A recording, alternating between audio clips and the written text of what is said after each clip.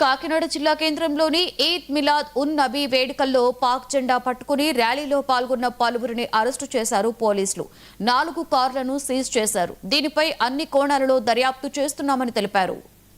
ర్యాలీని నిర్వహిస్తూ ముస్లిం సోదరులందరూ శాంతియుతంగా ర్యాలీని నిర్వహిస్తూ ఉండగా ర్యాలీ ప్రశాంత వాతావరణంలో చివరి దశకు వచ్చే సందర్భంలో ఒక 4 కార్లలో గుర్తు తెలియని వ్యక్తులు ఎవరైతే ఉన్నారో వాళ్ళు కార్ల మీద అన్య దేశానికి సంబంధించిన జెండాను ధరించి చక్కర్లు కొడుతుంటే వెంటనే ఉన్న పోలీస్ సిబ్బంది అలర్ట్ అయ్యి వెంటనే సదరు వ్యక్తుల్ని అదుపులోకి తీసుకుని ఆ కార్లను సీజ్ చేసి వాళ్ళ మీద కేసు నమోదు చేసి దర్యాప్తు చేయడం జరుగుతుంది.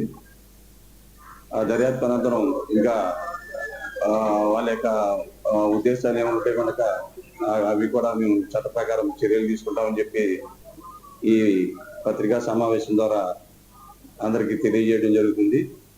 దీంట్లో ఇంకా వేరే విధంగా కూడా వేరే కోణాలు ఏమన్నా అవి కూడా మేము దర్యాప్తులో తెలియపరుస్తాం. మహమ్మద్ ప్రవక్త యొక్క 1500వ జన్మదినోత్సవ సందర్భంగా మిలాద్ ఉన్ నబీ పండుగ సందర్భంగా కాకినాడ పట్టణంలో మక్కా మసీద్ నుండి ప్రారంభించి శాంతి